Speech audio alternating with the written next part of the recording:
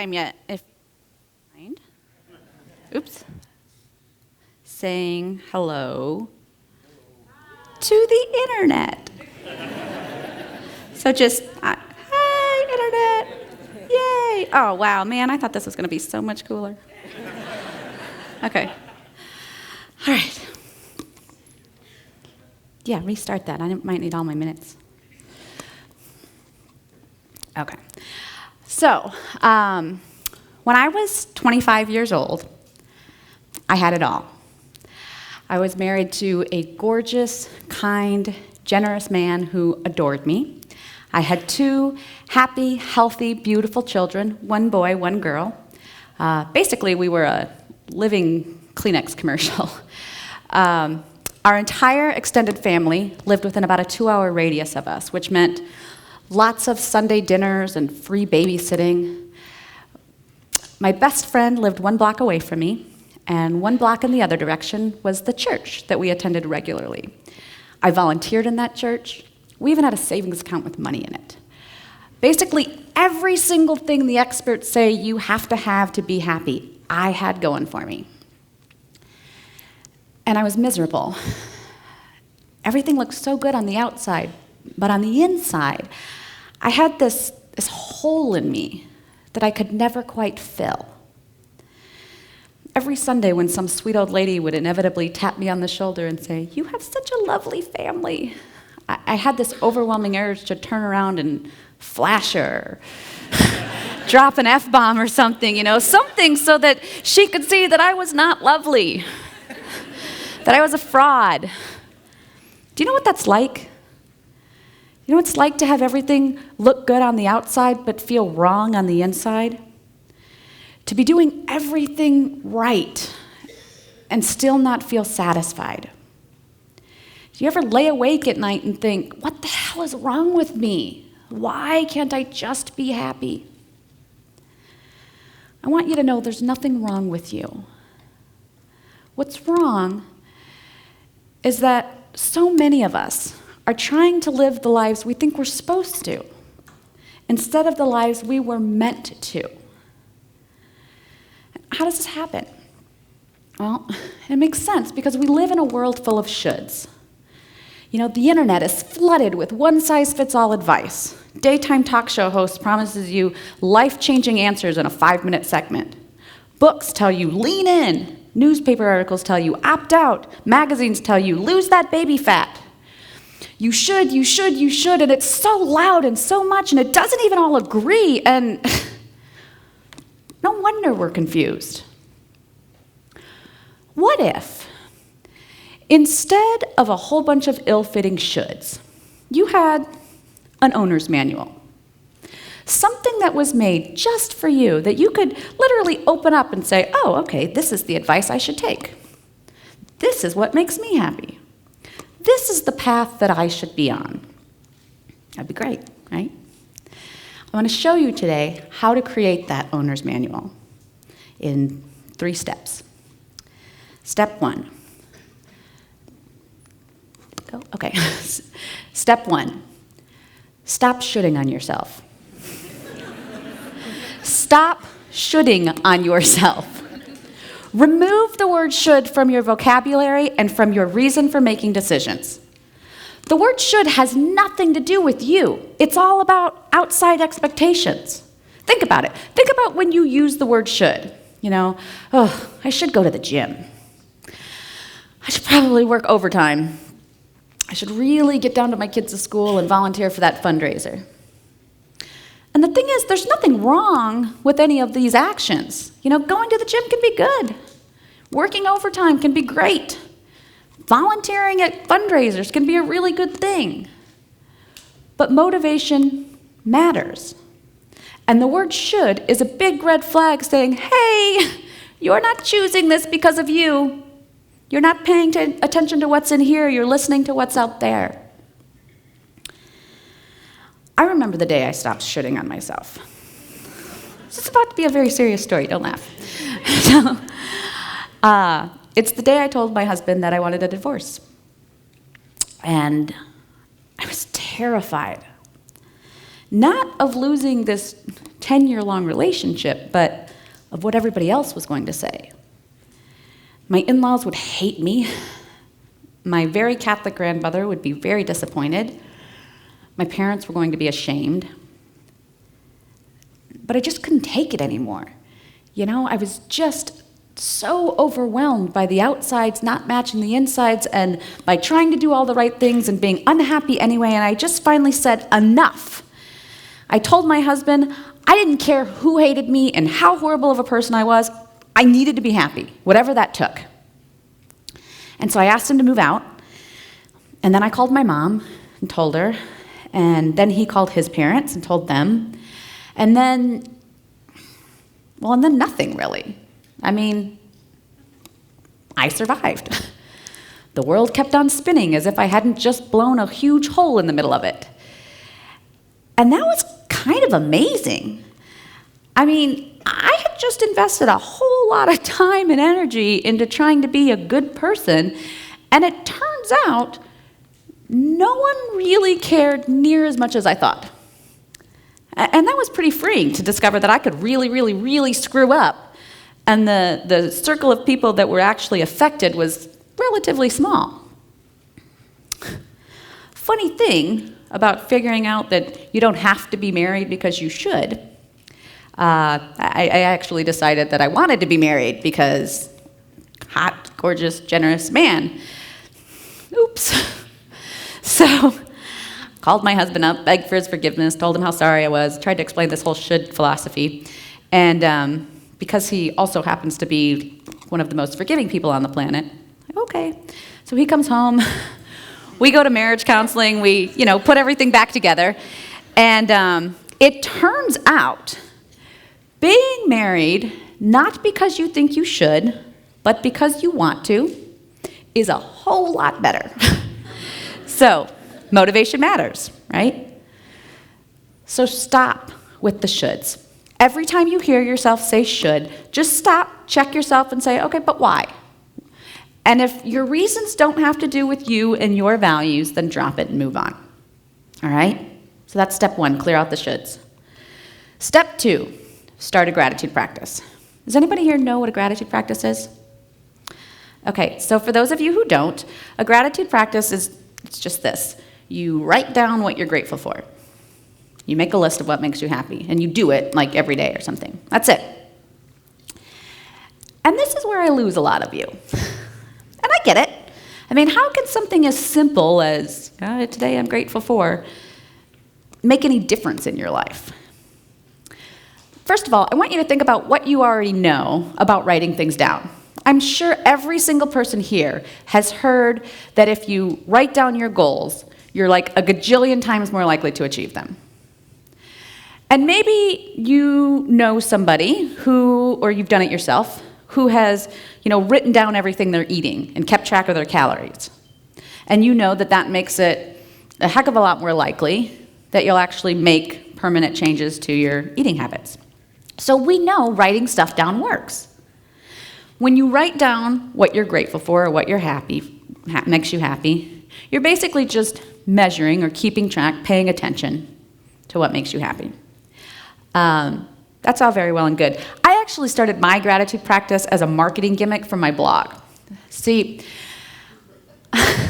after almost getting divorced and putting my life back together, I thought the very next thing we should do is sell our house and all of our stuff and buy a little RV and move into it and travel around the country. Because, obviously, that's the most likely thing you do when you've survived a near-divorce experience. So, that picture was not meant to be funny. So, I had this idea to help support us while we're traveling around, and I was going to have this weekly feature on my blog where I would write down once a week the best parts of my week. I was going to call it Happiness Highlights, right? And so what would happen is that brands would pay to sponsor this weekly feature, because who doesn't want to be associated with happiness highlights? It was brilliant. It was a genius idea. You all are laughing, so it failed completely. Turns out no one else gave a crap about what made me happy. Even my most loyal readers were like, yeah, it's nice, but, what's next? But it ended up changing my life. Now, first of all, yes, it changed my life in exactly the way that you would expect. Every week I know I have to write something for these happiness highlights, so I'm going out into the world every week looking for something to be happy about. Lo and behold, you look for something to be happy about, and you're going to find it. So that's great. Made me more optimistic, spring in my step, all that good stuff. But what was much more remarkable was that this list that I was creating gave me something that no amount of therapy or self-help books had ever been able to. It gave me something specific to replace all of those shoulds. Because I was doing it completely by accident, but what I was doing is actually creating this living, breathing, evolving list of what mattered to me, right? What made me happy, what really lit me up. And the more I did this, the more I added to this list, I could even start to see patterns. Because some things would show up over and over and over again. And that showed me not only what I valued, but what my priorities were, like how all of those good things stacked up against each other. I remember one time during this trip, I had a writers' conference in New York City, and I got to spend 3 days in the Ritz-Carlton Hotel overlooking Central Park, hanging out with all my writer friends, and it was fantastic. And New York City is like my favorite place in the world. And so that was great. And then at the end of the conference, I flew home, and home at that time where the RV was parked was Nashville, Tennessee. And I don't know what we did that week. We had some mediocre barbecue, I think, and drove around trying to spot a country singer we'd recognized. Nothing like all that great. And I don't know if you know this, but an RV is no Ritz-Carlton. And my apologies to Nashville, but it's no New York City, right? But at the end of the week, when I sat down to write that blog post, it was that homecoming that jumped out at me. And in that moment, I realized that I love travel. Love it, really makes me happy. But nothing makes me happier than spending time with those 3 people. And maybe I should have known that. I'm sure there are some of you there thinking that a mother and a wife should know that family's a big deal. But I didn't. In fact, not too long before that, I had been pretty sure that what I needed was more time in places like New York City, more travel and adventure. But here it was, in black and white. So, clear out the shoulds. Start building this list, right? Next step, do more of what makes you happy. Because really, what good is an owner's manual if you don't read it and use it? So my family and I, after spending about 10 months on the road, decided it was time to get back to real life. Our teenager was becoming a teenager, and he needed other teenagers, and so we were gonna, get back to being in real life. But again, that kind of freaked me out because I didn't have such a great track record with real life, I was terrified that I had made all of these sacrifices and dragged my family through therapy and done all of this, and it was gonna have been for nothing. So my husband and I made this very intentional decision that this time we were going to build our lives around what we wanted, what made us happy. Forget all of the what we should do. So we literally pulled out my owner's manual. I would go to my blog and look through the posts that were tagged with these happiness highlights, and we looked for the patterns, and we thought back, we spent some time thinking about what we had learned about what we needed. It was very clear we love being in the city. We are city people. We love to be able to go to a baseball game and go to the theater and be outside and just, soak up the vibe of people being out and about. Like, we love that. But more than anything, family time. So that meant for us that we had to be in a really affordable city because we didn't want to be spending 80 hours a week working just to pay the bills. So that led us to choose Pittsburgh, Pennsylvania as our new home. And everybody thought we were crazy. And it's a fair point because Pittsburgh happens to be a 12-hour drive from anything and anybody we knew. When we moved here, we knew exactly one person. But I had just spent a year building this relationship with my gut. So I knew that I knew that I knew that this was the right decision for us. 18 months later, we no longer look like a commercial.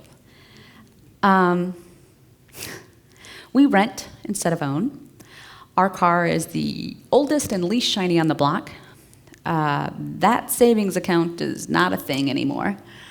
But man, the four of us spend a lot of time playing cards at the kitchen table in that rented house. And sometimes we get to catch a baseball game at the most beautiful park in the country. And sometimes I take my laptop to one of my favorite coffee houses in our neighborhood, and I get to write about stories that mean something to me. And sometimes I get to do stuff like this. And this life is not easy, but it's authentic. It fits me. This is what I had been looking for all of those years when I was trying to do the right thing. So what's my point? Is my point to tell you, try to screw with your relationships, sell all your stuff, travel for a year, or even move to Pittsburgh? No. The point is I want to encourage you to start your owner's manual. Number one, because it will make you happy, but also because I wholeheartedly believe that it will help you find your purpose. My mom used to tell me, Britt, God doesn't give you ideas and dreams just to screw with you. And I think she was right. I think these things that light us up, these little things that make you happy, that's God or your gut or whatever you're calling it, sort of nudging you towards your purpose. And your job is to follow it. And unfortunately, while you're following along on this path, you can't always see where you're going. But man, it's so good to know that you're at least headed in the right direction and you're on your path. So drop the shoulds. Listen to your gut. Figure out what makes you happy and do more of it. And I challenge you to start today. If you have a pen on you, there's a couple of blank pages in the back of your program, and you could start right now. If you don't have a pen, I give you permission to take out your smartphones. And just write down one thing that has made you happy so far today. It could be you got to have cookies for breakfast. It could be you actually had a grown-up breakfast. It could be the person you came here with, whatever. Pick one thing that really is good about today and write it down. And when you go home tonight, before you go to bed, I want you to pull out that list and just finish it up. And when you do this, just shut out the shoulds. Just be honest, not about what you think should have been the highlight of your day, but what really was. Do it again tomorrow. Keep doing it. And I promise you will figure out not only what makes you happy, but what it was you are meant to create. Thank you.